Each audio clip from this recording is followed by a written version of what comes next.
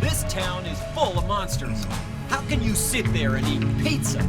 She said she was fine by herself.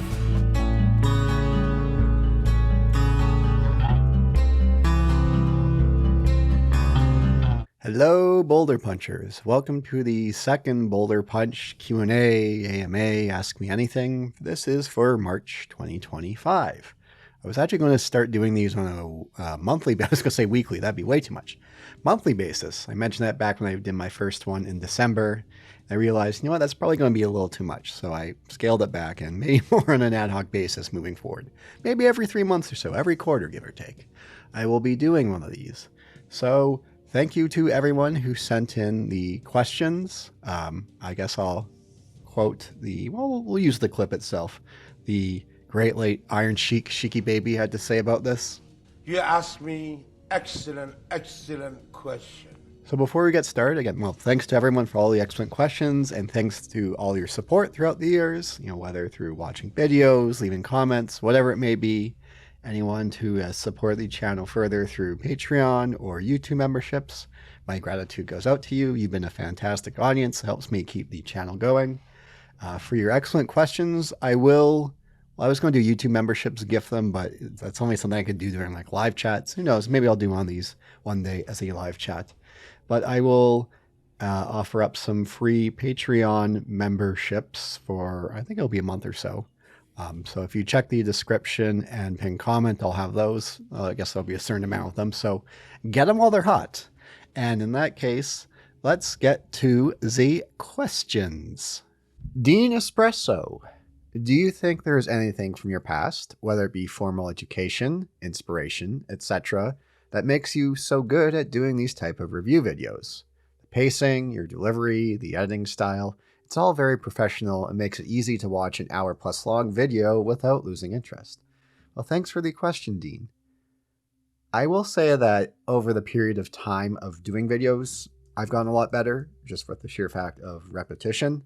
Whether from an editing perspective or from a writing perspective, recording perspective, my early videos are not good by any stretch of the imagination. But I guess everyone could say the same thing. As far as formal education, inspiration, on the formal education element, I think it's more, not exactly really, but I did do some improv when I was in university that's had some skill sets and elements that have popped up in other areas. At past jobs, I've done a fair amount of writing. I've done blogging in the past on various topics, whether for work related or otherwise. And that's helped as well with the writing process. As far as inspiration goes, I think it's more, taking that inspiration but making it my own. Looking at channels like, Cursed Farms, Ross Game Dungeon, I think he's probably has the biggest influence in how I approach making videos. Snakerer as well is another one with how he breaks games down and goes through them. I think those are pretty much those areas that feel like where I got that. So I'm glad that you enjoy the videos, Dean, and thanks for the question. Arm Plumber. What would be your dream game? As an existing game that cuts away the fats and keeps or improves upon its original pros, or a brand new game that introduces a relatively new type of gameplay that you would think would be unique and great? Of course, you can define the term dream game however you like and come up with an answer from that. For reference, Ross Scott once mentioned that one of his dream games would be The Crew, but without the main storyline, focus more on exploration, and have mod support on the level of Skyrim.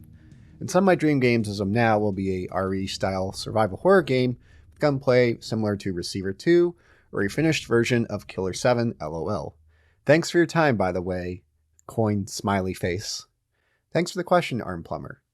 As far as cuts away the fat or keeps or improves upon its original, one thing I like, well, you mentioned specifically a finished version of Killer 7. One thing I would like to see is a version of Deus Ex, which, they had at some point. They won't want to give that ability for you to still stick with UNATCO. And of course, the game would play out differently that way. So I'd be curious to see how the game would look if they were able to do that. Of course, the scope and whatnot was not able to do so. And that's always kind of been a bit, as much as it's probably my favorite game, that's going to come up later. that's always kind of been a bit of a sticking point where it's, you have to betray UNATCO and be kind of curious to be like, well, how will the game play out if you carried on that direction?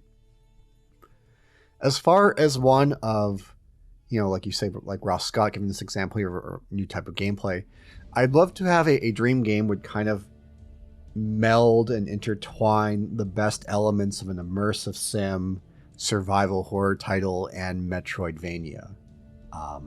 It's a good question of exactly how it'd look. And also having mod support to the levels of Skyrim, level editors and whatnot. But something that gives you that interactivity and freedom of a player expression of an immersive sim. And those open level designs, but also having that looping level design of like a Metroidvania survival horror, putting a lot of emphasis on resource management for the world of survival horror. Gosh, I don't even know how that worked now that I think about it. But, I think, like something that kind of melds those three worlds, the best of a Metroidvania, the best of an immersive sim, and the best of a survival horror. And in a way that makes sense. Now that I've talked through this, Arm Plumber, it sounds like it'd be an absolute mess. But if someone could blend the best of those three worlds, it'd be quite the experience. And I too would like to see a more finished version of Killer 7. Thanks for the question. Nathy Boy Floyd 2929. What are your thoughts on the future of gaming and how it will progress as a medium? Do you believe future changes and improvements will happen as quickly as it did between, say, 4th gen through the 6th gen, or will it be slower and more iterative? Thanks for the question, Nathy. Well, definitely not at the same level. That's, that period from, 4th gen, 5th gen, 6th gen, even a bit of 7th gen, there's never going to be like a leap between that. And my thoughts on the future game, how it progresses in a medium. Well, it's in a very weird spot right now with just how much it just kind of keeps growing and growing. And it seems like there's going to be some kind of crash. And there have been, several studios closing down, but it's also been the case of, well, look at so many of these studios are being bought by, for example, let's say Microsoft. So as much as that can seem detrimental, still a lot of that, it's a drop in the bucket for someone like Microsoft with how much money they have. And even though their gaming division is a noticeable chunk of Microsoft, it's still a small time compared to some of their other areas as far as money generation. But I think, and it's a dicey subject, of course, but right now in this space of AI is obviously a very dicey subject to discuss and what it can do. There's been a lot, with AI in my ideal world, it's Steve Jobs said about computers a number of years ago is computers are like bicycles for the mind. And that's stuck with me. And I really think AI should be like that with what it can do. Is if it could allow, give people like that, they could focus more on their creativity, and AI elements could help streamline that, help move it forward, make these pipelines easier. But a lot of it seems like what they're wanting to do is like, well, no, we're not going to use games enhanced by AI. We're just going to generate stuff completely with AI. And that takes a lot of that creative element out of it, even though it's, and to be perfectly honest, a lot of, you see what comes out these modern days with, especially at a big budget level, they might as well be AI with just how generic, uninspired a lot of them are. But yeah, there's going to be something with it. Whether it's going to change a lot, I don't know. I just, because the industry's become so large and it costs so much money.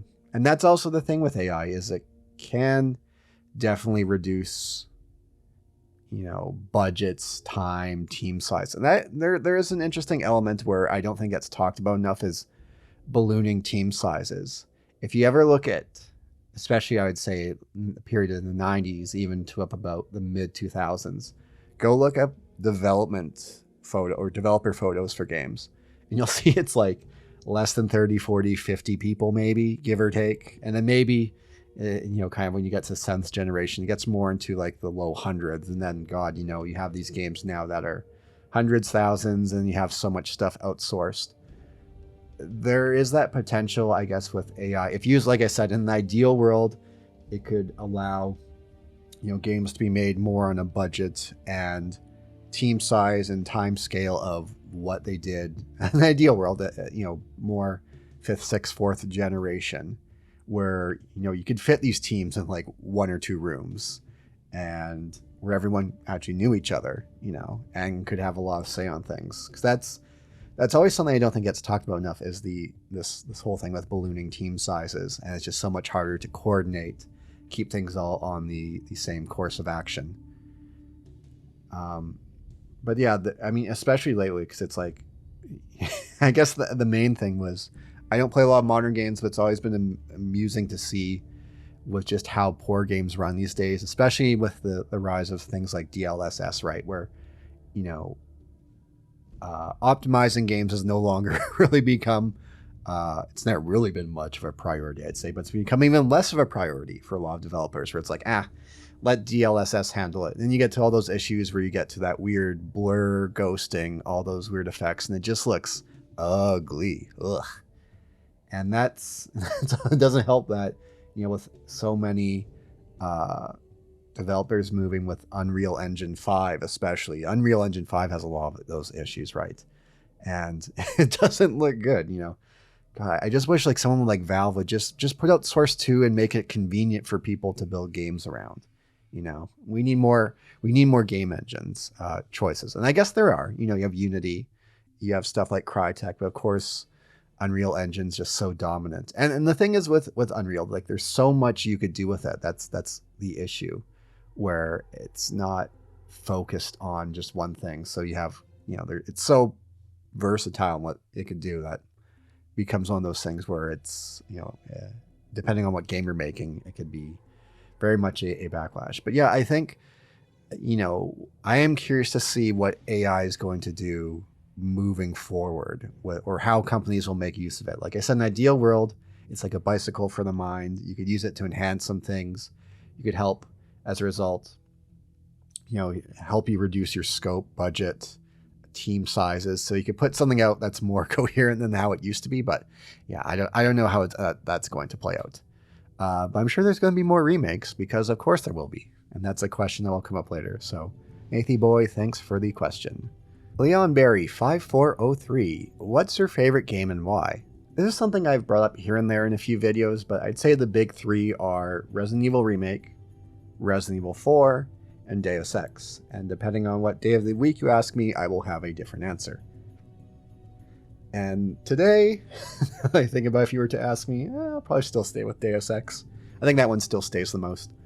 Just more with Deus Ex, even with all its jank and everything, just how everything from the level design to the player choice, JC Denton, the story, the elements of what it is, its presentation.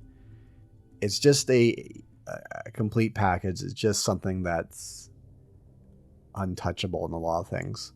Resident Evil Remake specifically, as opposed to even the original Resident Evil, to me, it's like the perfection of survival horror, the peak of survival horror, where it just has that right balance of constant juggling of what you have to do with a player, of your inventory, where you need to go, dealing with roadblocks like, the zombies, then the Crimson Heads, how you deal with them, how the game variation depends on if you're playing as Chris or Jill. There's some slight tweaks you have to take into consideration while playing each of them. Yeah, it's just everything from that level design, especially in the mansion, of course, where it just has that right balance of shortcuts and navigating your way around. It really gets you into that flow of, here's the items I need, here's where I need to go next, and always thinking about how much ammo should I take with me. Do I take the zombie out? Should I dodge it? Even then, dodging is not a guarantee. It's still a bit of an involved process. Yeah, just everything about it. It's just always, you're constantly thinking moving forward of what you need to do and why. Resident Evil 4, the original one, of course. Has anyone ever considered Resident Evil 4 Remake one of their greatest games ever? I'd be like, what are you on about? It's a good game, don't get me wrong. But yeah, the OG Resident Evil 4, with just that perfection of that kind of arcade action style gameplay, that pacing is absolutely immaculate, where it's always, you know, keeping you doing something similar yet different. And I mean, yeah, I've played the game over many times, but it's just everything. There's always something fun to do in that game. It never really feels like busy work. Other games I'd throw, you know, not quite up there, but are close. You know, I would say StarCraft, the original StarCraft, with the RTS element and all the custom maps you could do with it. The original Doom with just still how great it feels, everything from its level design to how satisfying. Like, I still don't think there's like a more satisfying gun than a shotgun from Doom. Specifically the 1993 Doom as opposed to Doom 2. Doom 2 is still good, but the level design is much better in the first. Dark Souls I put up there with everything in that world of just how it gets, you know, the exploration, the combat balance right. And, you know, the series would get more, as much as I enjoy future entries of the series, some of the best games ever made, some of them did get flanderized where, you know, lean too much more into 8,000 hit combos without enemies having a break and all that. But the original Dark Souls, I still think had that right balance of everything from its exploration to its combat to its sense of mystery about it. Yeah, those are kind of like the top. I guess I ends up being about 6 or so, but the main 3 being Resident Evil 4, Resident Evil Remake, and Deus Ex. And again, Leon Berry asking me today my favorite game. I'll say today it's Deus Ex, but tomorrow might be different, or next week, or whenever you watch this video. Thanks for the question. Ryan Trips asks, are you a fan of Nintendo games? I know it's not exactly the type of stuff you cover on the channel, but I believe you mentioned liking Super Mario 64 in the latest Q&A. What about The Legend of Zelda or other classic Nintendo series? Also, you don't have to get really specific. What did you do before YouTube, and what do you think you'd be doing if it weren't for your channel's success? Lastly, what microphone do you use? I quite like the sound. Thanks for the videos. I always appreciate your down-to-earth style. It's always comforting to hear someone so authentic in their game reviews. This is my favorite video game review channel, and I hope you keep it up. Well, thanks for the kind words, Orion Trips. So to go through your questions, are you a fan of Nintendo games? Yes. So for my experience, well, when I look at my channel, I have covered Eternal Darkness, although that is a Nintendo exclusive on GameCube, so there's that, but it's the horror realm. And I did do a couple of reviews on the Metroid games. The 2 ones I did were Metroid Zero Mission and Metroid Fusion. And there was actually earlier days in the channel where I thought about doing more Metroid videos. So to get more into this about the fan of Nintendo games, I did have a Super Nintendo and then 64 growing up. I went to PlayStation after that. Although we did have a Wii. I didn't really play much with the Wii. But when you talk about these classic franchises, yep, you brought up Super Mario 64. Yep, that's one of my favorite games. And, you know, I did play those on the Super Nintendo as well. I also had the Mario All-Stars collection. What else? On the Mario front, I didn't play much with the Wii, but I did play Mario Galaxy 1 and 2. With Zelda, with emulation, I did play the first couple ones, the ones on Nintendo, Zelda 1 and 2. I don't think I ever beat either of them, but yeah, Link to the Past, love it. Link's Awakening on Game Boy, loved it. Ocarina of Time, Majora's Mask, loved those. Later, I would play Wind Waker. I played at like a friend's house, but it was years later. I played and beat it through emulation, and I've actually for since then, you know, Twilight Princess, Skyward Sword, even the Breath of the Wild, and those ones, I actually have played very little of them. One of these days, maybe I'll play something like Breath of the Wild, but I have not. And other classic Nintendo series, I did bring up Metroid there. So yeah, there was like Super Metroid. So the Metroid Prime series, I guess it turned out to be a rare edition. I don't have it anymore. That's long gone. But I did play, there was a Metroid Prime trilogy that released on the Wii. I think it was a couple years after Metroid Prime 3 came out. So I did play through Metroid's Prime 1, 2, and 3. And that was a really great way to play through it with the Wii remote. Going back to 1 and 2. And I do know they made some changes a bit. Some I think on bugs, but even, for example, Metroid Prime 2, I can't remember what boss it was. I want to say like the Boost Guardian, Spider Guardian. There's one where you're in the ball and you have to go through the little pass that I know they nerfed because, from what I understand, the GameCube version was very difficult. So yeah, Mario, Zelda, Metroid, I covered those. And the other big one that stands out to me are the rare titles. So for Super Nintendo, playing like the Donkey Kong games, a lot of GoldenEye. Perfect Dark was a game I just rented once, but I never bought it, so I didn't have nowhere near as much time as I had with GoldenEye. Banjo-Kazooie, played a lot of that one. Banjo 2, that was another one where I ended up just renting it, but never bought it or beat it. Donkey Kong 64, yeah, I beat that one. Jet Force Gemini, I rented that one. Same with Conker's Bad Fur Day. Those were the ones I just rented. I think that covers most of Rare's bits. And then, of course, there's other games here and there. But I think those are the ones that kind of most stood out to me. But since then, yeah, I haven't really touched a lot of Nintendo games in many years. Like I said, for the channel, I covered, Eternal Darkness and those Metroid ones. But, I haven't really, besides maybe playing it like at a friend's house or something, or seeing someone else play it, I haven't really touched Nintendo for a very long time. Other things you've asked, so don't have to get really specific, but what did you do before YouTube, and what do you think you'd be doing if it weren't for channel success? I am self-employed in not just this, but just something else in general. And I still do that. And I guess if the channel wasn't, and what would I be doing if it weren't for the channel success? Well, I'd probably put more time. It depends, it depends on my schedule. I have that flexibility. It depends on with clients and whatnot, how much time I could put more towards the channel. But I guess if I didn't have as much success with the channel, I'd put more time into that. I think that'd be the major difference. Lastly, what microphone do you use? I quite like the sound. I use a Shure MV7 USB microphone, but I have it plugged in. It has the XLR port and a USB port. I use the XLR. I have it attached to one of those, like, what's it called? The Scarlett, those like red little those red little boxes that you always see people use when it comes to recording. So that is the mic I've used for, I don't know.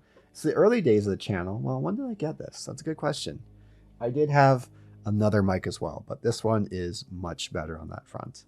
So thanks for the question, Orion Trips.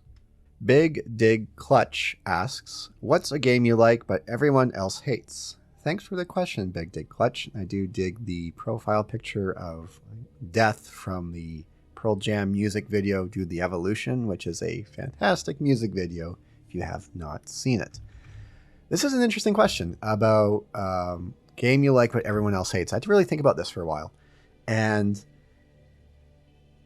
maybe it's, I don't know if it's one that I like that everyone else hates. But, for example, when recently on the channel I covered I Am Alive, a game that had kind of middling reviews. And, overall I thought was like, it was an okay game. But I did think it was better than the reviews gave it and its reputation. And I think that also the thing is, it's been over a decade since that game came out. There's been that time in between. It was one of those games for a while there that was quite hyped up, and then it got greatly reduced in its scope. So that's one. This is a bit, it's kind of a partial answer, I'll say too. And it's kind of like I'm Alive. It's one of those titles that was a Xbox Live Arcade, PlayStation Network downloadable exclusive when that was more of a thing in that era. There's a game called Amy, which is this, basically it's a giant escort mission. And it has this reputation for being an awful, awful game. And I have made an attempt a few times to do a video on it, but there's been a couple of issues with it. So, I've mentioned many times before, depending on the game, but most times if it's an older game like this, emulation is what I use. So when I emulated the PS3 version, there's some lighting issues that were just driving me bonkers that I can never get figured out. As much as I tried changing settings, I can never quite get these lighting issues sorted. And it's something like I could still do a video, but it was going to drive me up the wall. But then I tried 360 emulation, which works better, but it's prone to crashes. So I've never played more than 20, 25, 30 minutes for that game. So I don't know. It's not a long game by any stretch. I think it's, again, 3.5 hours. So maybe the frustrations come later on. But I found that where I'm like, this game it's not great by any stretch of the imagination. It's not even what I call good. But it's not bad as far as what I've seen, what I've played with it. But that could also definitely change as maybe I progress forward through it. But hey, now I've seen this thing with this decompiler thing for Xbox 360 where it can help people put together native PC ports. So maybe someone could do that for Amy. Though from what I understand, when it comes to like Xbox Live Arcade, there might be something that's different about it. But that would be a nice possibility to at least cover the damn game. One I did think about, Bubsy has a reputation as a meme kind of game. Not the 3D one, but I did play Bubsy. My cousins had it when I remember growing up. They had Bubsy on Super Nintendo. They had Bubsy 1, Bubsy 2 on Super Nintendo. And it was always kind of seen as a knockoff inferior Mario, Sonic. I don't know how hated those games are, but they were never quite seen to the same light.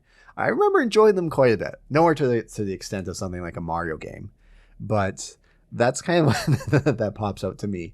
I don't know what Bubsy's reputation is like these days, especially more at this Super Nintendo level. But they not great platformers, but they were reasonable. Maybe, but I'd never played the 3D one, and that's what I understand where a lot of the hatred comes to it. So thanks again, Big Dig Clutch, for your question. Chicobiko7431 asks, if you're being consulted on the inevitable future remakes of Silent Hill, what would you advise Konami to do? Name's Chicobiko if you're wondering how I had trouble pronouncing it. Appreciated, my dude. Well, Chicobiko7431. If I was being consulted on the inevitable future remakes of Silent Hill, I come in with a sticky note saying one word: cancel. I know I've made my opinions known about remakes and how I don't care for them. So that would be my thing. I would go in there and say, cancel it. And then when I'm over there in Japan, if they wanted to bring me in, send me over to Capcom's office. And if there's any Resident Evil remakes, cancel it. And then maybe go over to Ubisoft or Splinter Cell remake, cancel it. Remedy, Max Payne remakes, cancel it. Okay, that one, I'll give Max Payne a little more leeway. But even especially after James McCaffrey passing away, that would feel not so great. Okay, so if that was an option and I couldn't say cancel it, I brought this up in my Silent Hill 2 remake video. One thing I'd want them to do is, and I'm still surprised they didn't do anything about it, make the older versions accessible to everyone. And yeah, I brought up in the video, oh yeah, there's the Silent Hill 2 Enhanced Edition PC port. Easy enough to do. Download, drag a few files in, you're pretty much good to go. Silent Hill 3, that needs one like that. The current way of playing Silent Hill 3 on PC to make it run on modern systems, it's a bit more involved. But, as I brought up to that video, for a lot of people, if it's not on a Steam store, it's not on Steam, it's not on a digital game storefront, if you can't pick it up on a disc, they're not going to bother with it. So my thing is to Konami, find some way to get all those old Silent Hill games accessible in the current day. I don't care if, I know a lot of the, for the PlayStation, you can get their old PlayStation games, PlayStation 2 now, and PS5. I don't care if they're emulated. Throw an emulator layer on it. Just something that can give people the option to play the original games. And that's why I think I've also been more lenient, or, when it comes to, for example, like Resident Evil 4 remake, it's like, okay, well, there's that, but with the original Resident Evil 4, and there's like more editions of it than Skyrim. It's kind of like Doom. It like runs on everything. So that's still fine. As opposed to say, Silent Hill 2, it's like you have very limited options. So that would be my big push is, if you want to do these remakes, at least make the originals accessible. And in an ideal world, they could make some deal with the people who've done the Enhanced Edition PC version. Come to some kind of agreement. I don't know what the legality would be with that, but do something about that and get those games out there. And I think that's something for all remakes should do, is like, if you're going to remake a game, still make the original as easily and accessible as possible. Maybe even include it in it. That'd be great as well. But okay, and if they're, if on the game itself, let's say if they're remaking Silent Hill 1, Silent Hill 3, don't have Bloober do it. Bloober, they did okay with all things considered, but put it back in the hands of a Japanese developer. There's something very much about Silent Hill that needs that Japanese touch, whoever it may be. In that case, bring in more people too from the originals if you could. Like, I know they brought in Yudo. They brought in, the one of the monster designers. They brought in Akira Yamaoka for music, but they should, at some kind of level, bring in some of the original talent, maybe more at the writers levels, director level, even more the localization. They can even bring in some of those people back in. I'm not saying they need to bring back the original voice actors. And I don't know, even if they want, they can even do the Metal Gear Solid 3 approach, where it's like, all right, we could just use our old, the old voice recordings and do that. Have something more authentic. Don't bloat the game. Don't double the runtime like they did with the Silent Hill 2 remake. You can make adjustments, like, Perfect World, they make it fixed camera. I know they won't. They'll do over the shoulder. You have to build up a game differently for that. But don't bloat the games out. Don't bloat out its runtime to double the length like they did with Silent Hill 2 remake. As time has gone on since I felt about the game, that's on the gameplay front, that's by far the number one issue I had with it. It was just how much they bloated it. But yeah, that would be my thing. If possible, cancel it. If not, well, at the very least, give people the ability to make it easy for everyone to access the older games. However you want to do that, just do that somehow. And then Japanese developers, if you want to take that Metal Gear Solid 3 approach to doing the remake, do it. But I think that's... Does anything else really jump to my mind for it? Yeah, get more people involved, and don't hire people like Jacob Geller. Don't get YouTube essayists to consult. Yeah, even though I guess they'd be bringing myself in. I guess I'd fall under that. Although I don't think of myself as a video essayist, but yeah, it's going to happen. But well, we'll see how they do. Banana385, do you ever plan on doing a video on Bloodborne / Dark Souls? Banana, that is a interesting question. So here's the thing, of course, with Bloodborne. Of all the Soulsborne games, Demon's Souls, Dark Souls 1 through 3, Sekiro, Elden Ring, Bloodborne. Bloodborne's the only one I haven't played fully, and that's, of course, with the PlayStation 4 element. I would love to cover it for the channel. And the thing is, too, is emulation. I haven't checked in a while, but I remember back in, a few months ago, it was kind of the end of 2024. It seemed like they pretty much had it with this one emulator of getting things working properly, getting stuff like 60 FPS running and all that. Now, here's the thing, too. As of recording this, this spring, I can't remember the exact date, but Bloodborne turns 10. And, it's always been that thing, especially the last few years with Sony games. You've gotten a lot of those that were, the exclusives now on PC. The Horizon games, God of War, Days Gone. But there's always that thing, right? There's always a Bloodborne. What about Bloodborne? Where's Bloodborne? Where's Bloodborne? Where's Bloodborne? And it's one of those things that really, if they don't do it for the 10th anniversary, I don't know. It's been such a weird thing with it. They've always been really elusive. There's never been that straight answer. I don't know if it's a spaghetti code thing when they put it together. I don't know if it's an IP licensing thing, but they've never really given a solid answer of why don't they do this? And really, like I said, 10th anniversary feels like a perfect time to do so. Now even then, when I thought about this too, it's even, what was it, last year you had Red Dead Redemption finally make its way to PC. And that was 14-ish years after the original came out. And that's from what I understood for years. It was a spaghetti code kind of thing, or wasn't a priority. But man, especially as well as those, those PlayStation exclusives on PC I've been doing. I've heard the God of War games have sold really well and all that. Bloodborne would do incredible. And it definitely fits more the tone and the mood of what I cover on the channel. And I have covered Elden Ring. I even thought about doing Shadow of the Erd Tree when it came out last year, but it's no. And even actually last year, before Shadow of the Erd Trees, I ended up replaying Dark Souls for the first time in a few years, and I just played it for enjoyment. I'm maybe I'll do a video on it. I don't know. It kind of feels like everything's kind of been said about Dark Souls. It has been, and same with Sekiro as well. That was a game I remember I never actually beat before. It was something I put in 2 or 3 hours for, and then for whatever reason dropped it. Maybe it was just kind of getting used to how things were different. But yeah, last year I was able to, I guess before Shadow of the Erd Tree, able to make my way through it. And as far as those, Sekiro will be brought up later, but I will say of all that From Software and the Soulsborne output, it's my second favorite. But yes, if Bloodborne doesn't have this 10-year anniversary PC release, I like I said, it's always fine for me to go get like a PlayStation 4, but just to get pretty much for like one game, it's kind of, those jokes about, PlayStation, no games.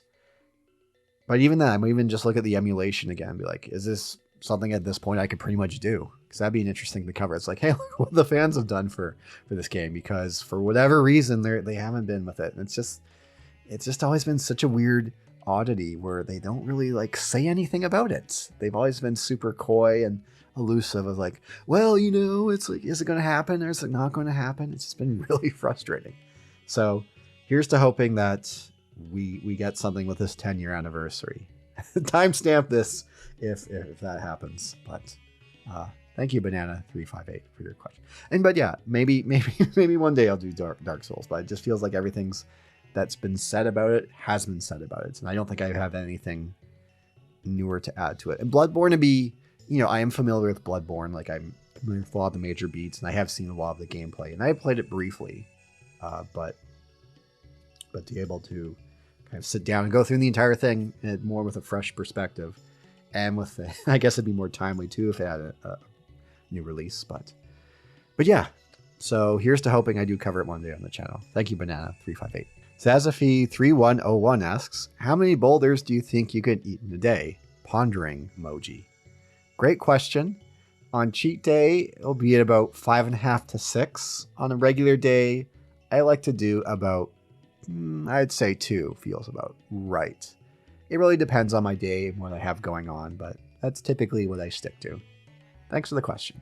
Plome346, what are your 4 favorite films? Well, I haven't seen it in a long time, but I'd probably say Apocalypse Now is number 1. Mulholland Drive, rest in peace, David Lynch. Goodfellas. Godfather. These sound like pretty basic bitch choices, but hey, they are for a reason. Empire Strikes Back would be up there. And which of the Lord of the Rings would I put it at? I don't know. I've always been partial. It's funny. It's like the middle one, but I still think, I always think Two Towers is actually probably my favorite. That would definitely be up there. Anything else kind of really leap to mind at this moment for it? Yeah, I'd say those are kind of the main ones. And specifically Godfather 1 over Godfather 2. As great as Godfather 2 is, I still prefer the first Godfather. So thanks, Plome346, for the question. So here's kind of back-to-back questions that I related. I'll first start with the missing link. Any notable standouts from Steam Next Fest? I didn't play too much, but one that did pop up that was interesting was Skin Deep, which is a indie, lightish immersive sim, kind of like Void Bastards, I'd say, is the best way of describing it if you play that game. It was one that it was like, I put one of those games you put on your wish list. It's like Peripetea. Is one you put on your wish list for a while. It's like, and then years pass. It's like, oh, now the game's coming out. I guess it's coming out at the end of April, I want to say. It shows promise. It does have some issues where it might be a case of that millennial Marvel Reddit, writing humor that might get a bit grating after a while. But it does something pretty clever. I haven't seen kind of like an immersive sim where crawling through vents, you can't stay there the entire time. Well, you can, but there's a lot of dust in it, so you'll eventually sneeze and give up your position, which I think is actually a pretty clever way of ensuring you can't just, take advantage of vents so much, because it's so easy to do in immersive sims. So Skin Deep is one of them. The other one I checked out is Post Trauma, which is coming out at the end of March.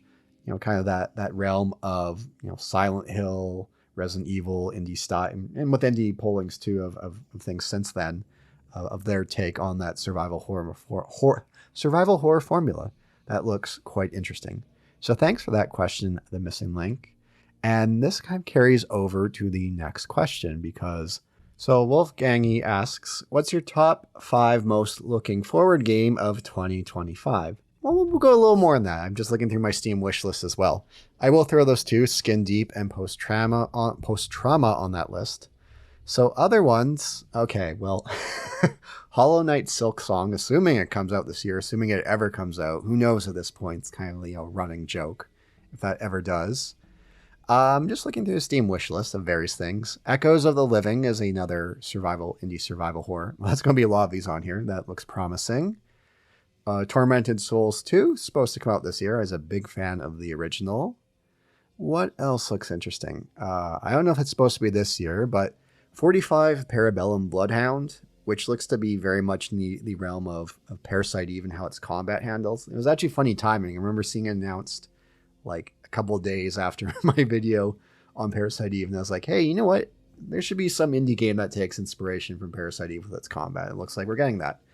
Be Crowned is another survival horror that should come out this year. Heartworm is definitely like a PS1 meets Fatal Frame, like PS1 survival horror meets Fatal Frame. Looks really interesting, and I think it comes out spring of this year. Tenebris Somnia, which is a new Blood one, so I wouldn't be surprised if they do episodic with how they do it. I didn't play it through. I don't know if there's a new demo for this next fest, but I did play it the past one, and that one looks quite interesting.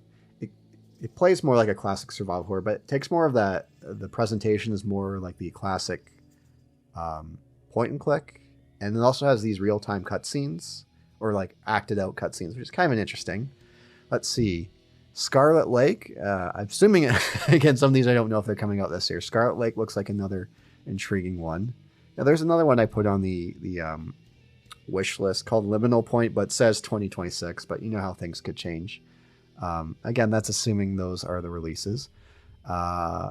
Adamfall looks intriguing, I will say. That one's kind of like the Fallout in England, I guess I'll say, but not like the Fallout England mod that came out last year. But those are the ones that pop out to me. I mean, I do have a morbid curiosity of Grand Theft Auto 6, of course, assuming that's coming out this year. Though, God, I wasn't a huge fan of Grand Theft Auto 5. Well, maybe not a huge fan, but I just didn't really put that much time into it. So yeah, those are variations of games that I'm looking forward to. Hopefully you do as well. Kessler5447 asks, what's your take on people claiming that games, quote-unquote, aren't fun anymore? I think it's ridiculous, to be honest.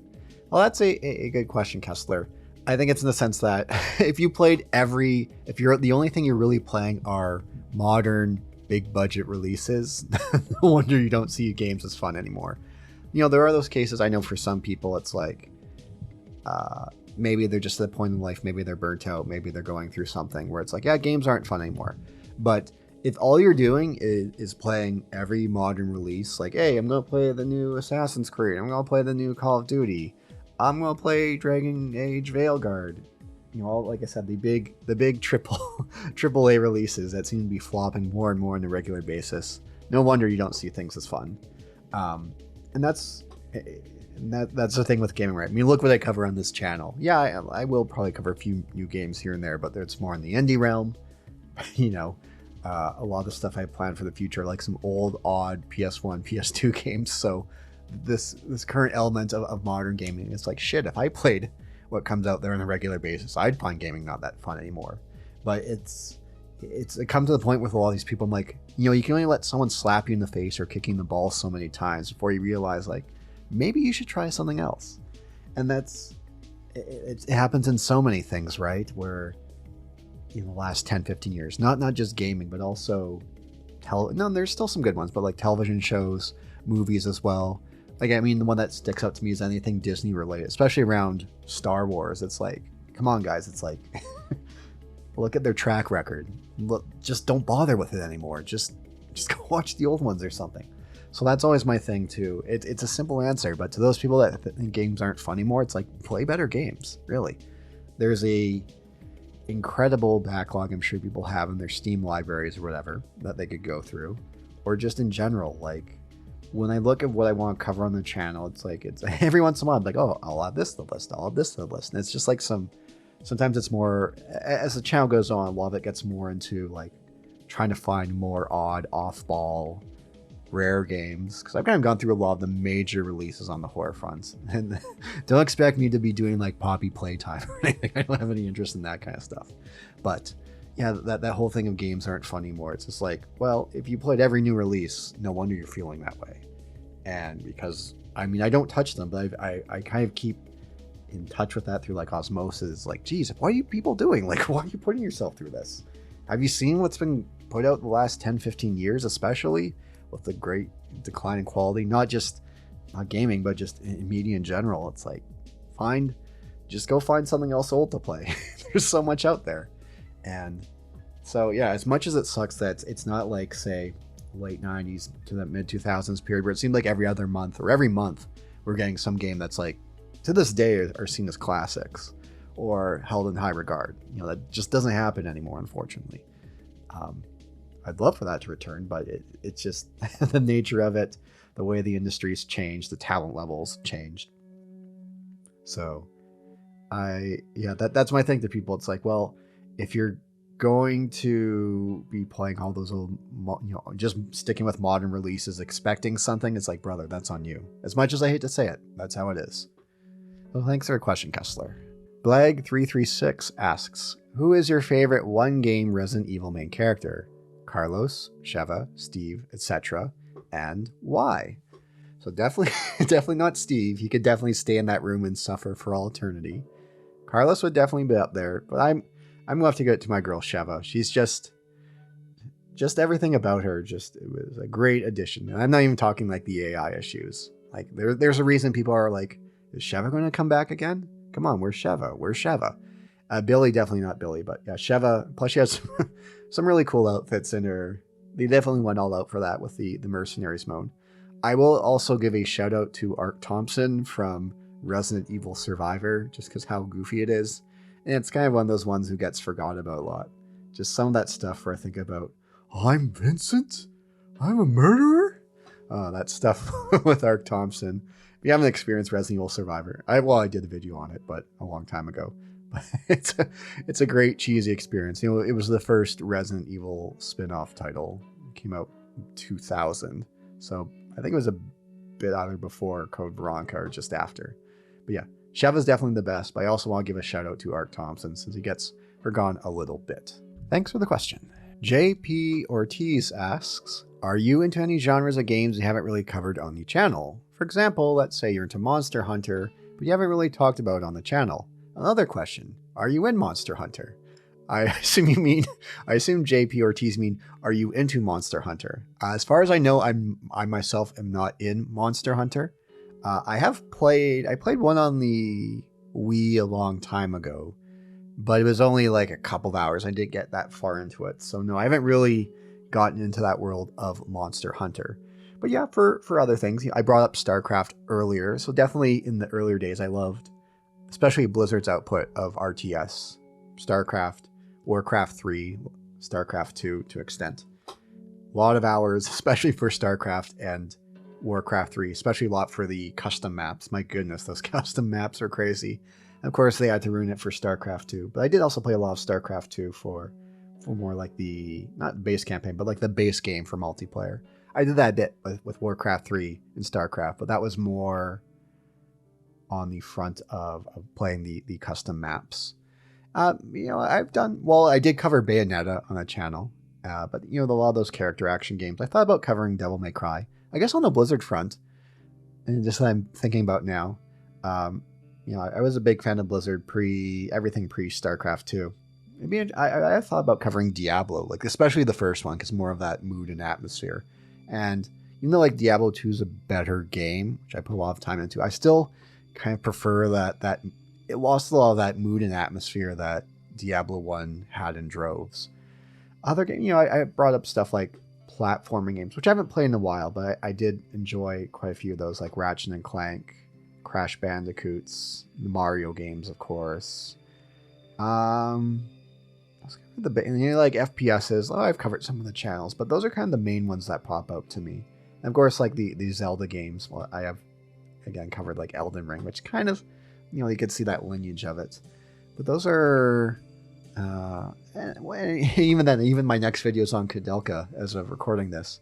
Like I was big into JRPGs, and as far as this channel goes, RPG wise, it's like I did Sweet Home, and I did Kudelka's coming up, and I've done like Parasite Eve, but those are kind of like the main ones.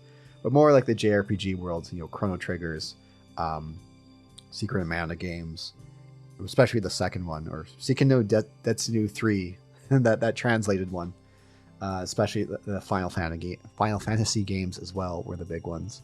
I did enjoy a lot of racing games too back in the day. The Mario Karts, of course, Diddy Kong Racing on N64 was a popular one. I did play a fair amount of Gran Turismo. Wasn't great at it, but did put a number of hours into that. So those are some of the genres that I've gotten into that I haven't really played in a while, but haven't really covered on the channel. So thanks. Thank you, JP Ortiz, for the question. Kevin Ernie, 3944. Why do you think remakes are so popular these days? Nostalgia overload or lack of creativity from new studios overall? Great question, Kevin. And the thing is, as much as I like to rant about remake culture and everything, the thing is, at the end of the day, for the most part, these things sell incredibly well. So, for example, Resident Evil 2 Remake, back from 2019, so it's been a little over 6 years now. It's the best-selling game in the franchise. And, yeah, so it's one of those things that... and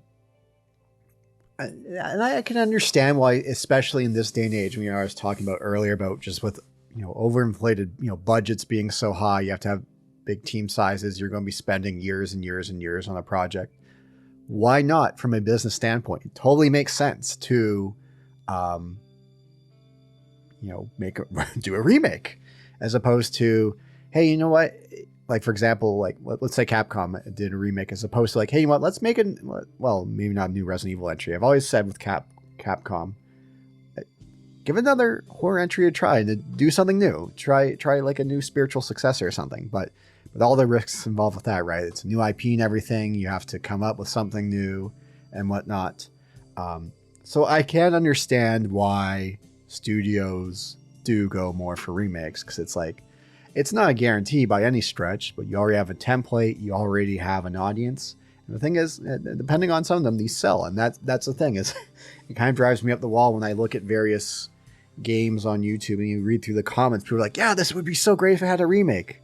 And in my mind, there's also, some people will confuse remasters or ports with remakes. And like, I'm hoping that that's what they're thinking of. But that's the thing, is it's out there. So if I'm running a studio and I need to put out a product that makes money to make people happy, why would I do something new and take a risk when I could do a remake? Because for the most part, people are willing to put their money into it. So at the end of the day, it's the consumer, the customer, right?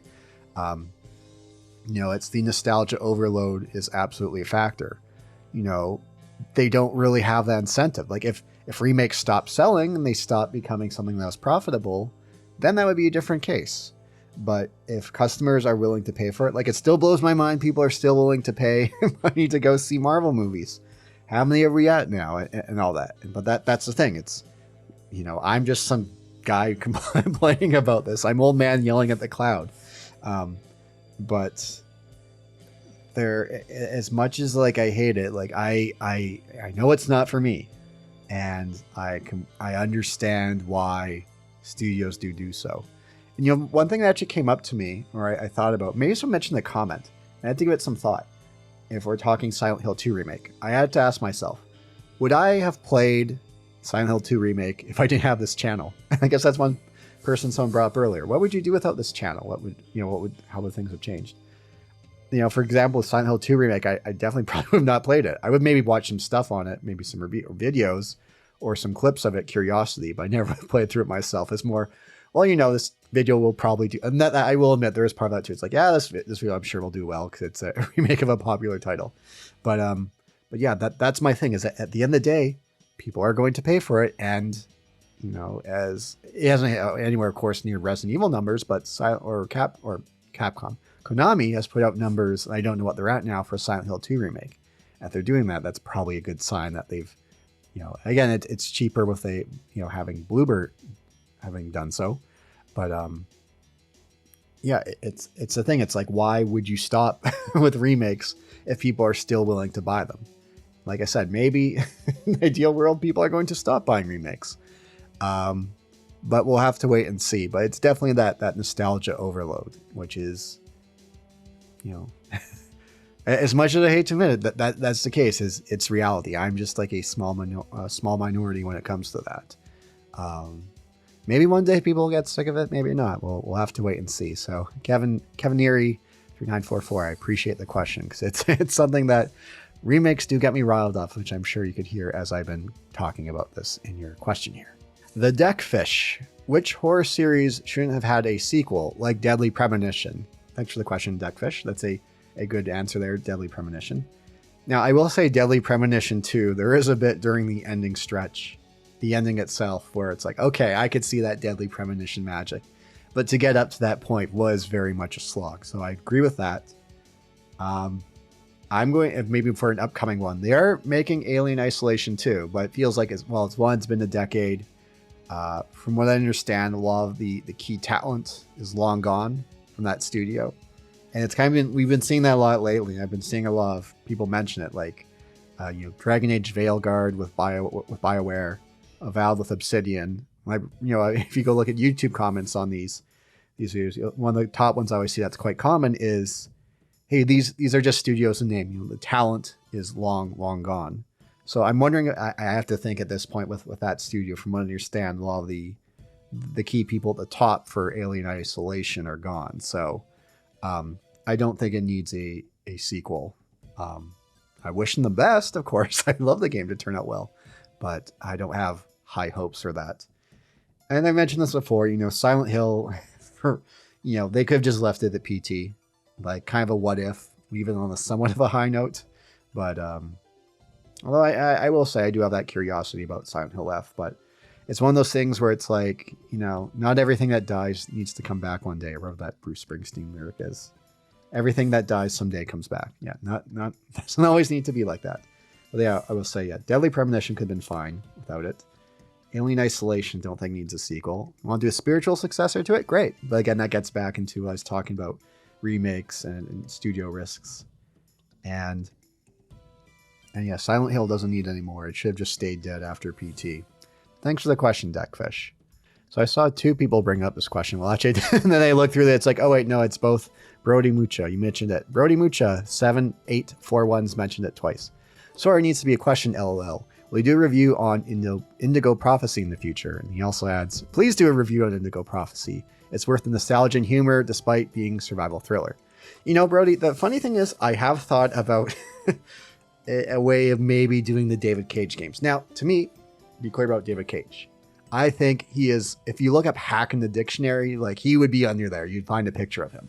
David Cage is a hack. And it's always blown my mind how he's able to carve out this niche for him.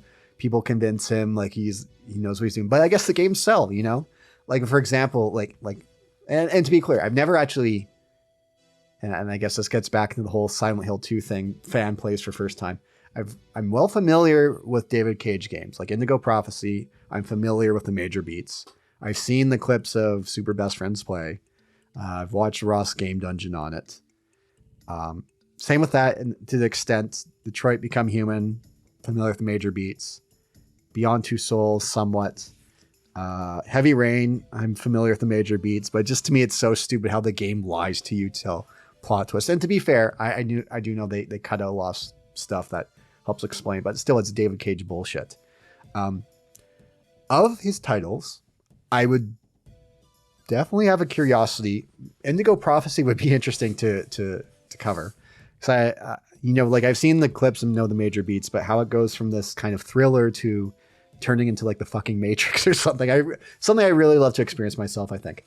But actually, to be honest, I think the one that would interest me more is Omicron, is his first game, which is the one with David Bowie. One, because there's the David Bowie connection. I'm a big David Bowie fan. And two, that game is more of an actual game from what I understand. And I've seen like compilations of, Super Best Friends play, losing their minds as time goes on as they go through that game.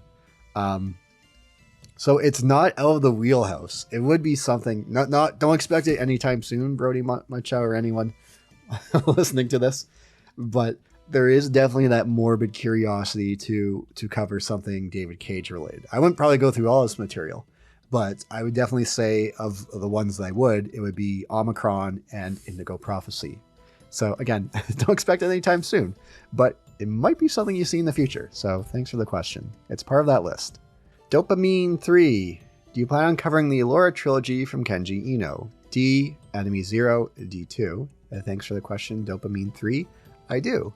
And I've been a bit of a loss of how I want to cover it. Like, I don't want to do a complete series. I mean, I could do like one long video that covers all three of them. But I think ideally what I have in mind is I'll do a video on each. D, Enemy 0, D2. But with the way D is, it's more, from what I understand, it's just like a point and click game. So to make like an engaging video, I'm not sure how I do it. You know, I have thought doing more moving forward at some point, doing more of like point and click based games. And I know it's a little different, but something that, I mean, so the survival horror realm definitely takes a lot of influence from that point and click. So it doesn't feel like it's out of that box.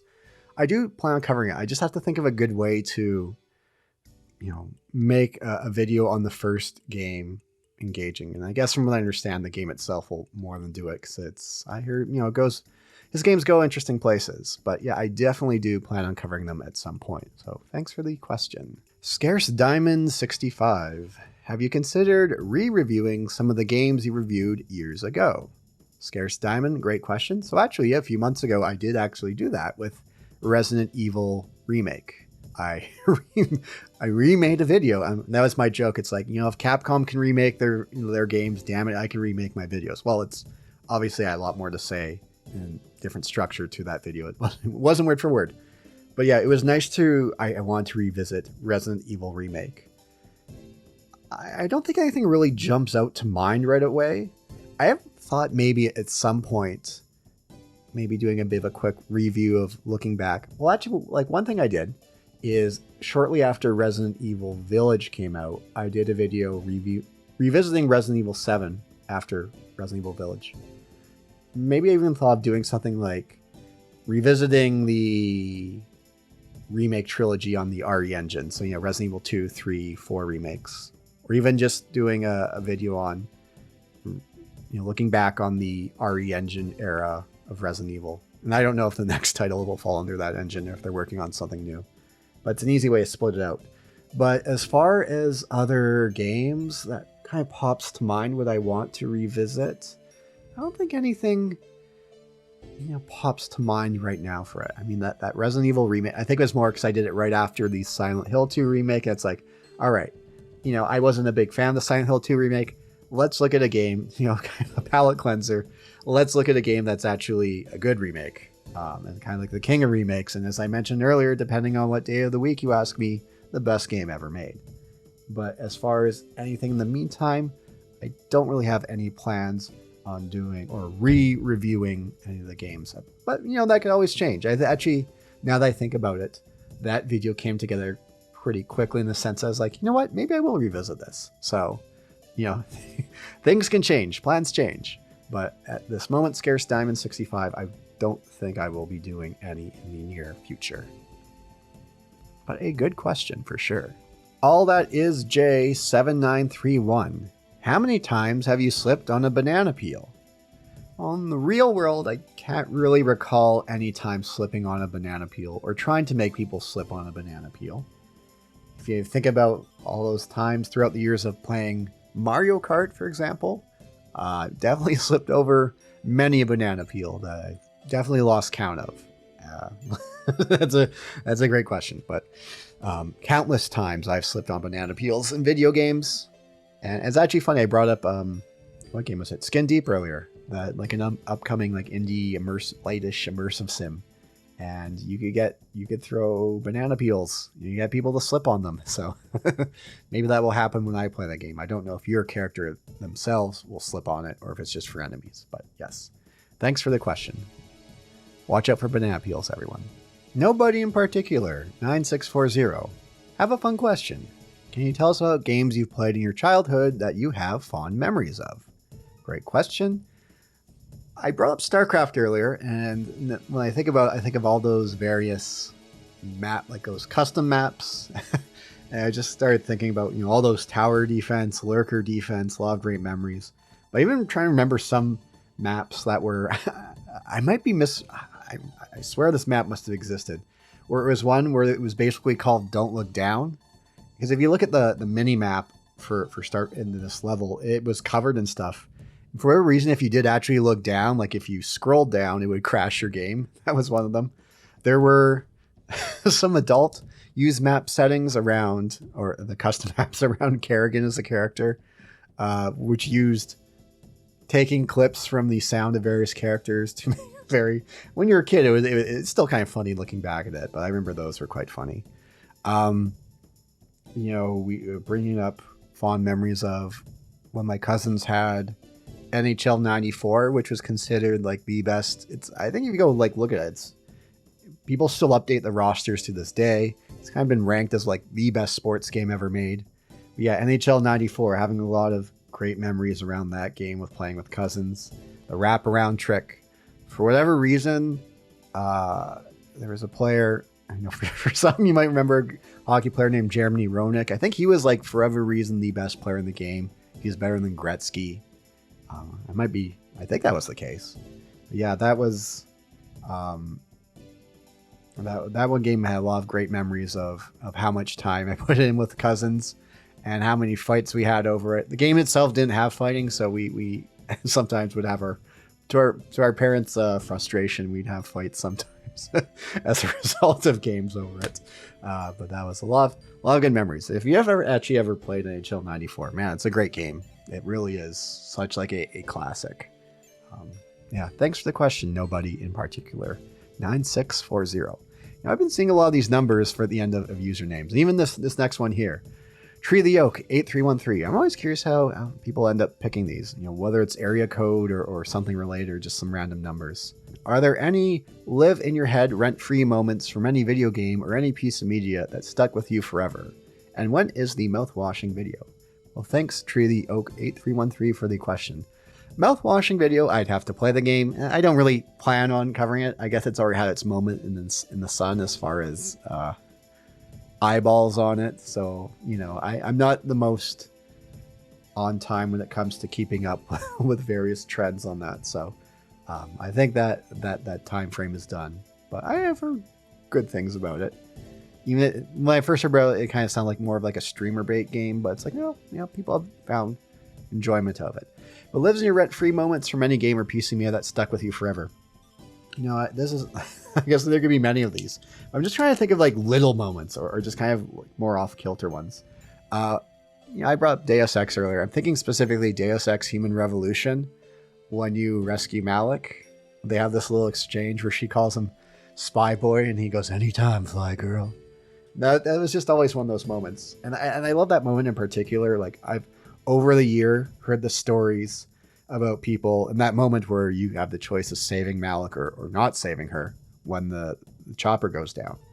The stories I've heard or comments I've read of people who are like, yeah, that's where my ghost run ended. I couldn't let her die. Or, you know, you can do it as a non-lethal run. It's very difficult. Or some people were like, yeah, I compromised. I ended my non-lethal run there because I had to save Malik. And that was one of those moments, especially that little exchange at the end with the "Anytime, Fly Girl" line, where that's really stuck with me and made it a real bummer that she never, well, she appears in like a little Easter egg in Mankind Divided, but it's like, yeah, that was a character that they really needed to bring back. Another one that I don't know why I was thinking about the other day, but Fear Effect, which I did a video on. It has one of the funniest moments in the game of using an item to get yourself out of a sticky situation, where one of the characters you play as Hannah, who's, you know, very attractive woman, ends up in a situation where she's running around and just wearing a towel. And there's a bit this guy holds you up. So what do you do? Well, what happens when you you use the towel? Well, she flashes him, which allows one of her allies to come up from behind and snap the guy's neck. That's one of those moments that's really stuck out to me. You know, every once in a while, like some of my favorite shows are like Sopranos, The Wire, Lost, Twin Peaks. You know, there's a lot of these like big moments, but even there's some of these like little ones. And I ended up, you know, every once in a while, I'm sure if you are like me, you'll end up down these rabbit holes on YouTube where it's like, you're not going to watch a show's episode or anything, but you're going to just go watch some clips where you end up watching Sopranos clips from like The Wire. And there's one that stuck out for me from The Wire. The show has a lot of great moments, but one of the smaller moments is, this would be like, I guess, like season 3, where Cuddy gets out of prison and he ends up he's starting to get back onto the street, and he talks to Bodhi, and he realizes he knows Bodhi's older brother. He's like, oh, I used to do boxing with your brother. And it's just this little moment where you see Bodhi's face of like, holy shit, you knew my brother. And you could tell with that look that there's, this sadness to him, because I think his brother ended up dying or something. But it's just one of those moments in the show like The Wire, which will have fantastic moments. That one's always kind of stuck out to me. With just this one look, he's able to say so much. You could say lives in your head rent free. Like so many little moments kind of really stuck out to me. Sopranos, one of the more famous moments is where him and Furio go to the golf course to give the guy the driver to kind of entice him to, I think, bump up Junior's surgery. That's the line where Furio goes, "You got the B on your hat." But it's just one of my favorite moments when it cuts to Tony and Furio driving in the golf cart. It just cracks me up every time. There's so many that it's really hard to think of. I'm trying to think of these like smaller moments because everyone's like, oh, these bigger moments that everyone remembers, but those are some fun little moments that have always kind of stood out to me, and just I don't know why, but they just do. So Trioke8313, thanks for the question. JP Ortiz returns again with another question. Holy shit, I just remembered. Will you ever review Watchmen The End Is Nigh? I remember you mentioned in the video that you weren't aware of any Watchmen video game, but there is one. It's pretty terrible, but it certainly exists. I remember playing it near launch. And yeah, I did look it up, and yeah, this does exist. I don't plan on covering it. I'm trying to remember the context of why I brought up Watchmen again. Because I've enjoyed Watchmen, but it's not like something I'm like a diehard fan of and go out of my way to. But it's interesting to know that they had a video game. And yeah, it came out around the time of the movie. So it was like spring of 2009. So thanks for the other question, JP. Nelson Hernandez, 4722. What's a game considered a classic that has aged poorly in your opinion? Like from the PS2/3 era and up. So when I think of that, PS3 era and up, I think the major ones that pop out to me are anything kind of in the movie game realm. So like the Naughty Dog output since then, like the Uncharted games. I would say Last of Us as well. And even though like I did enjoy The Last of Us, and it's just some of the implications it's had for the future of the industry has been disastrous for how much influence it's had on just the way some games play. But yeah, anything, even like the God of War reboots and all that, anything in that kind of the Sony, the PlayStation exclusive, over the shoulder, movie game. A lot of those people consider them classics, and I guess they're okay. Like I said, Last of Us is still a good game, but it's definitely lost its luster, and those games haven't definitely aged as well, for sure. And just how much influence they've still had, that the residue that still exists within the industry. I would definitely say that kind of the PS3 era and onward of like Naughty Dog's output, and anything in that kind of Sony realm of the Sony exclusive third-person template, those ones are not going to age well, and haven't aged well, and have been disastrous on how much influence they've had on the industry. So thanks for the question, Nelson.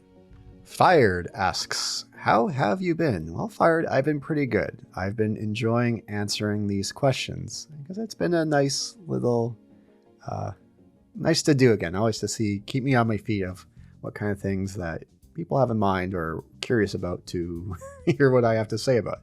So I've been well. Thanks for the question. I hope you've been too. I hope everyone's been well. Silver Sphere Sorcerer asks, do you remember the 21st night of September? That's my singing for today. And yeah, I do. Love is changing the minds of pretenders while chasing the clouds away. That's how it goes. Great song. Great song. Thanks for the question. Hope you enjoyed my singing too. Oh, here we go. We got some DSP questions from JerryBoy123. Did you see DSP's latest Truth Seekers Arch? Assume you mean Arc? The other question I have about DSP is, why do you hate DSP so much? Any history between you two? From Surfed. Well, start with why do I hate DSP so much? I don't hate him. I'm just more amused by him. He's the train wreck that you can't look away from. Any history between the two? No, I don't think he's ever mentioned me in anything. It was just one of those things that it's just fun to poke fun at him. any chance I get to, and I have cut back on it, of featuring him in videos, but and also to be honest, I haven't followed too closely in the last little while. Well, I'll get to that bit here because JerryBoy123 asked me, have I seen the latest Truth Seekers arc? So there's this guy called Truth Seekers who did an interview with DSP, similar to like the one he did with Craig from Side Scrollers, Stuttering Craig, where he really grilled into Phil. And I did see clips of it. It's pretty funny. But, you know, at this point, when it comes to anything with Phil related with interviews, he's just going to deny it. And he's always just going to find some ways to worm and weasel his way out of it. So it's had diminishing returns when people hold him to the fire. It is quite funny to watch him squirm around, of course. But it's just like, he's always going to find something to lie about. But, you know, it's been weird the last year, right? You know, he's been honest now about, well, honest to an extent about WWE champions, not saying how much he's spending, but, you know, streaming it. You know, he got involved with the Kino Casino guys. You know, he talked with Null from the owner of Kiwi Farms. So he's had this this weird thing that's been reaching out. And yeah, even with this Truth Seekers, like, I know they really dug into him, but that's the thing. But I have, just more at a distance, this recent little bit, these last couple of weeks have been really quite fascinating with this Strangely Lex arc, where it's been quite amusing to see. For some context, for people who are interested in this stuff, what's happened is, you know, DSP has been also, beyond YouTube, he's been streaming on Kick as well. And he's had this one of his whales, pay piggies, whatever you want to call them, who's given him a lot of money on Kick, and, you know, membership, giving a lot of memberships and money to Phil. But there's been this other streamer, this woman streamer named, what was her name? Yeah, Strangely Lex, who this one whale started to give a lot of money, or this whale started to give Strangely Lex a lot of money to, a lot of memberships, which got people's attention. And so through that, she's entered what's known as the vortex of DSP, right? From what I understand, she wasn't familiar with it before, but she's been leaning into the memes, right? Like she's done the hat goal, the vest goal, blowing bubbles, playing detractor songs on stream. DSP recently did a Lego stream, so she did a Lego stream. DSP is always complaining about like how he's always wanted to take his wife to the zoo, but due to money and, you know, how much he works, he's never been able to do so. So Strangely Lex did a stream at the zoo. So she's just been doing all these things. And then she's, I guess, has gotten a lot of positive response from, of course, DSP's detractors. She's been getting a lot more attention, getting a lot more like subs and money. And it's a fun way of trolling Phil, because, you know, I've seen where he's like, I don't care, you know, and then he spends the next 30-40 minutes explaining why he clearly cares, even though he says he doesn't. You know, where he's banned this one whale, he called Strangely Lex a slut and everything. It's clearly gotten to Phil.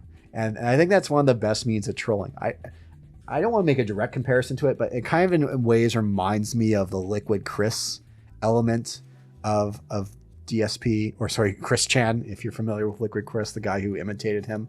But, you know, this is just a streamer who happened to, for whatever reason, because one of DSP's biggest supporters ended up starting to give her money, she enters this world and she's had fun with it. Now things have, I don't know what the current update is now, but things have taken a bit of a dark turn. And, you know, I don't know the validity of it, and I don't know how serious this person is. It's possible they're a troll.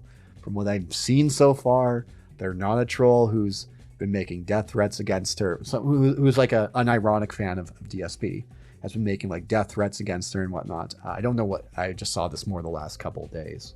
And you never know with those kind of things, right, when it comes to that world of death threats. And that's always the thing when you enter that realm of DSP. You never know what you're going to get. This person could be a complete troll, but from what I've seen so far and what people are saying, it seems like, no, this person really is like a fan of Phil and is, you know, clearly needs, like, I guess to get serious here, clearly needs some help of some form. That turns out, again, like, hopefully maybe it just turns out to be a troll in an ideal world. But it's kind of a weird arc where again, like I said, I haven't paid attention much to DSP that closely. Now as I go on here for several minutes about DSP now. So I sound like Phil myself. I'm going to spend the next 30 minutes clearly telling about how I don't give a shit about drama, all the things Phil does. And it's like, well, no, he clearly does. But yeah, so I don't hate Phil. I'm just utterly fascinated by him. And I haven't followed him that closely, but this Strangely Lex bit lately has been quite fascinating and amusing to see someone enter his world from the outside and embracing it, and clearly how it's upsetting Phil. And it's kind of like a fun way of trolling him. So thanks you guys for the questions on DSP. Averagely Average 0547. Will you wear wigs? Maybe? When will you wear wigs? Mike Sinistar 8834. One hell of a party line. Oh, indeed. Thanks for the statement. Yurumi 6851. Resident Evil or Biohazard? I do prefer Biohazard as a name. It's much cooler and when you think about it, Resident Evil is kind of a stupid name, but it's just been so long, almost 30 years at this point. So it's like, well, that's fine as is. But yeah, definitely Biohazard is definitely a lot more kick to it, of course. But yeah, when you think about it, Resident Evil, dumb name, but that's just how it's been. So I will prefer Biohazard overall as being a memorable and cooler, for lack of a better term. Thanks for the question. Stitch Fan 93. How do you stay so awesome? Well, Stitch Fan, I try to get 8 hours of sleep consistently and try to keep it at a consistent time. Sometimes a bit difficult. Try and drink a lot of water as well. Although sometimes it sounds like probably have your clicky tongue. Whatever reason happens, whenever I start recording, it's like I could drink as much water as I want, eat Granny Smith apples, which really help with that. But still end up getting clicky tongue. But yeah, it's try and get consistent 8 hours of sleep and drinking lots of water. That's my big thing, I would say, for that. Thanks, Stitch Fan.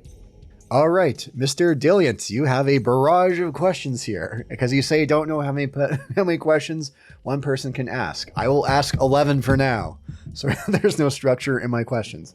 Well, I didn't say there was a limit, and I will be clear that some of these have been repeated in this Q&A already, but we will go through these.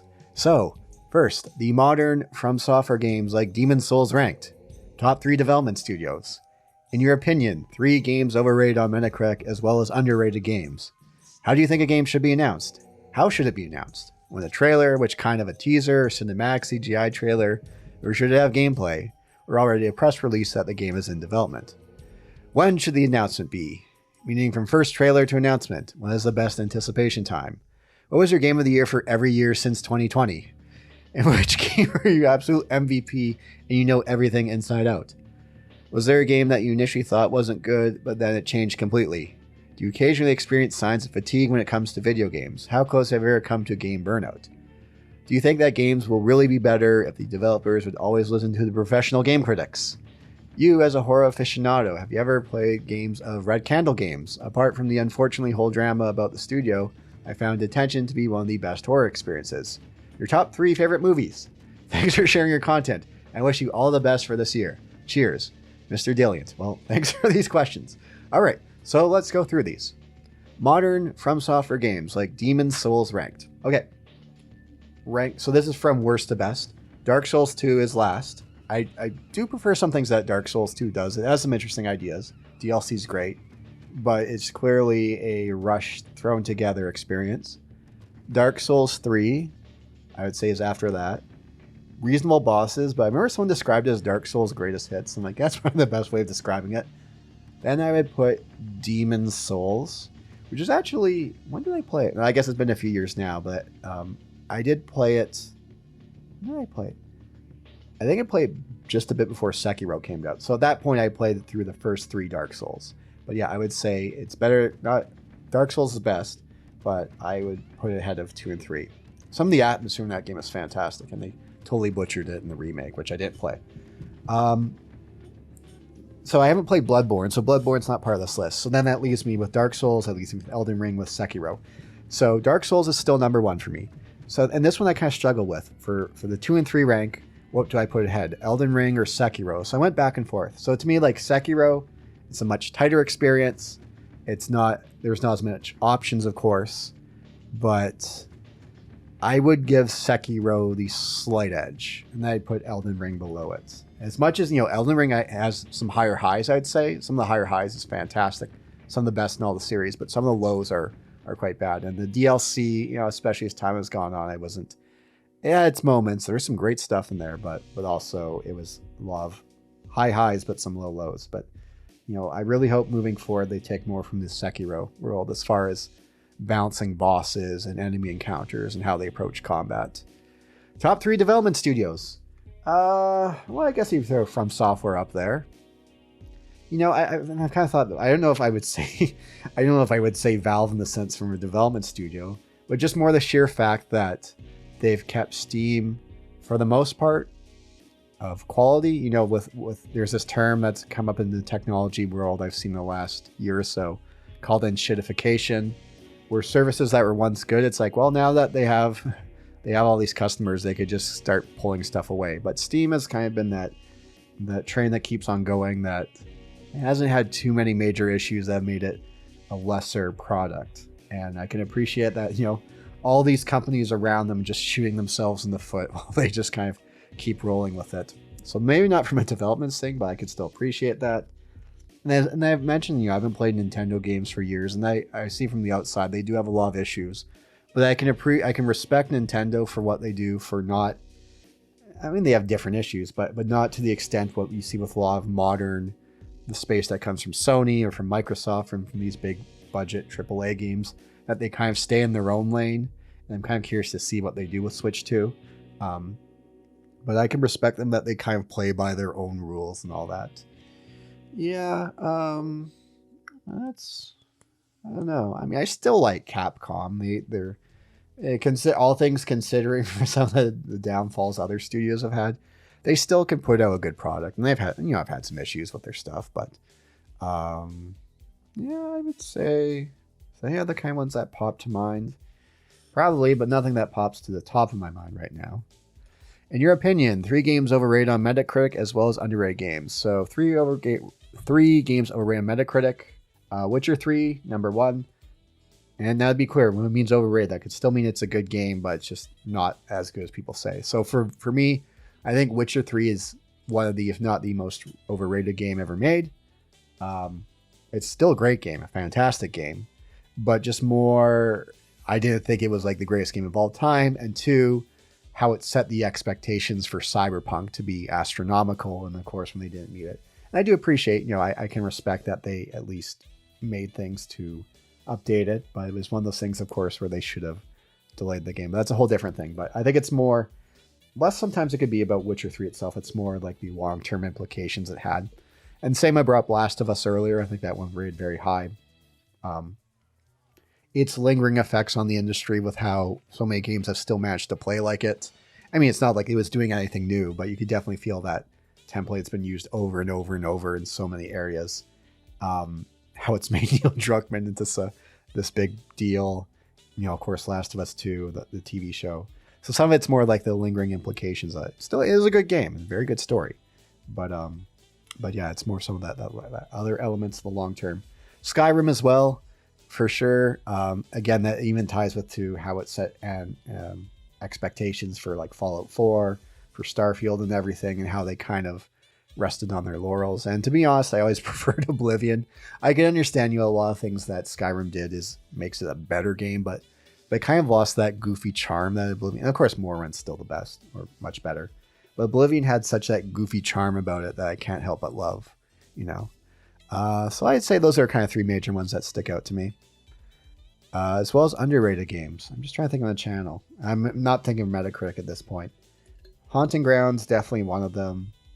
I would say the first Clock Tower is a very monumental survival horror title. It was nice to see it got its re-release, so people can access it because I guess before that, yeah, it was only, you had access through fan translations. So I definitely put the original Clock Tower up there. Haunting Ground, which I guess are related with a spiritual successor. I'd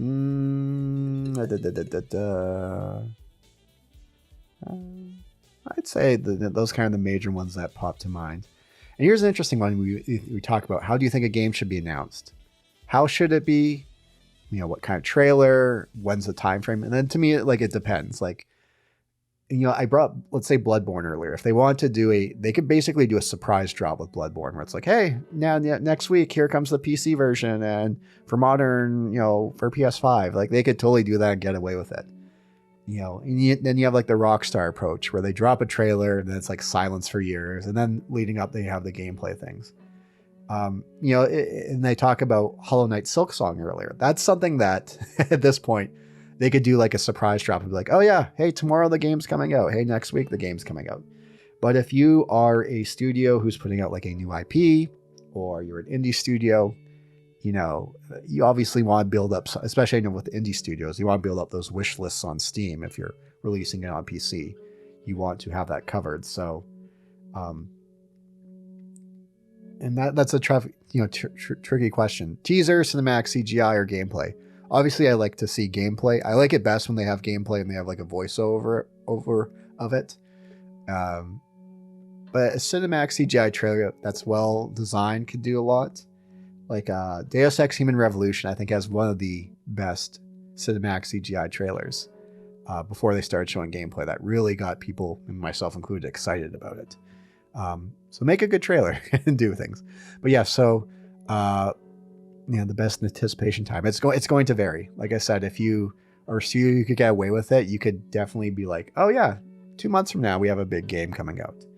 But I understand that there might be a lot of other big games coming out. Like with Rockstar, right? I'm sure a bunch of developers are sweating bullets right now. Like shit, when are they going to drop Grand Theft Auto 6? Because we gotta stay well clear of that time frame. So that is a good question. So my answer is it will depend. What was your game of the year for every year since 2020? God, I can't even remember what any games I played in 2020. Did Elisa come out 2020? No, it didn't. I think that was maybe the year after. 2021, I will say it would be Cruelty Squad. 2022 would be Elden Ring, although I definitely will give some props and shout outs to Signalis and Control Alt Ego that came out that year. 2023, I would put Amnesia The Bunker. I also had a toss up between that and Blasphemous, and I also give a shout out to Liza P. Oh yeah, and someone mentioned earlier games I'm looking forward to for 2025. The Liza P DLC comes out, I believe, in the summer, which will be interesting to see because I was a big fan of that game. 2024, I didn't really play a lot. That was new. I think it was basically like, what did I cover in the channel? Crow Country, Hollow Body, and Conscript. And I think I will give it to Crow Country. I don't really recall many other games I played from 2024 beyond those ones. But yeah, I think I mentioned earlier. I don't play a ton of games besides what I cover on the channel these days. Let's see, what else do we have here? In which game are you absolute MVP and you know everything inside out? Deus Ex, probably because I played it many times over, would definitely be the major one. I guess as a kid, GoldenEye I was really good at because I played a lot of that, trying to get those cheats. Resident Evil 4, even though I had long stretches. When I did my Resident Evil 4 video, the OG one, it's been like 10 years since I last played it, but it's like I still remember most of it. Kind of know its insides and outs. So I'd say those are the main ones. Was there a game that you initially thought wasn't good, but then it changed completely? Yeah, I'd say Dark Souls. It kind of took a bit to click. Once I created the shortcut where I kicked down the ladder, it's like, now I know what this is about. And that was kind of the big moment. Definitely the Stalker games as well. I dropped off a couple times before really getting in. And those games have those reputations for it, but I was definitely glad that I was able to push through that. Those are the major ones that pop up to mind. Do you occasionally experience signs of fatigue when it comes to video games? How close have you ever been to game burnout? Not really. Sometimes on the channel, I'll be working on a video. It seems like I might hit my head against the wall for a bit. And then I get the video done. It's like, all right, on to the next thing. So maybe I guess actually in the last few months, I did maybe feel at the end of last year, early this year, maybe felt a little burnout with the channel. And then and maybe because I did take some time away from more, it started turning to procrastination. But I would say nothing's really popped to mind. I mean, I haven't been like, I want to get away from covering survival horror games or anything in that horror realm. No, because there's plenty out there. There's a lot of oddball titles, so I haven't felt that yet.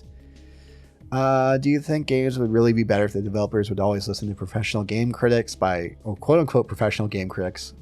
By that, I assume you mean like journalists The people who work for like IGN, GameSpy, or not GameSpy. They don't exist anymore. Eurogamer, any of those kinds, absolutely not. Do not listen to them. That's very clear. A horror aficionado, the Red Candle game. So that's like Detention and Devotion, I want to say. I've had them on the list to cover, but I have not had any time. I haven't put them down the schedule to cover them anytime soon.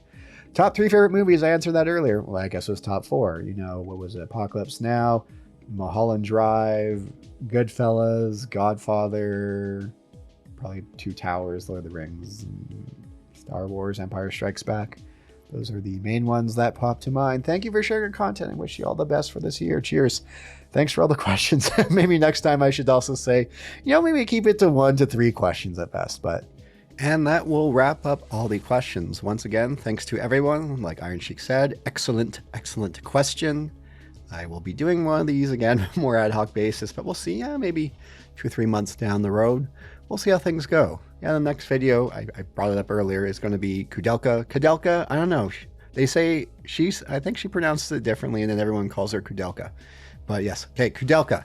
Next video is what it'll be. And then I'll have something more well, I guess Kudelka's a bit outside the wheelhouse. I'll have something even more outside the wheelhouse. That is a very intriguing thing. So thanks again, everyone, for the great questions. Thanks for coming by. Thanks for all the support, whether through watching videos, commenting, subscribing. Oh yeah, I should also mention, join the Discord if you'd like to. I'll have that linked as well. It's something that I think this is Discord number 3. I promise not to nuke this one. But thanks again. I appreciate all your kind words over the years, and let's keep it going. Thanks again.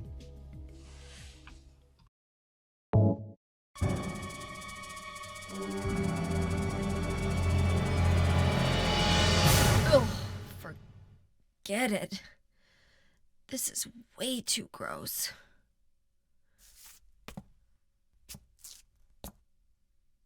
Who would even think of doing something so disgusting?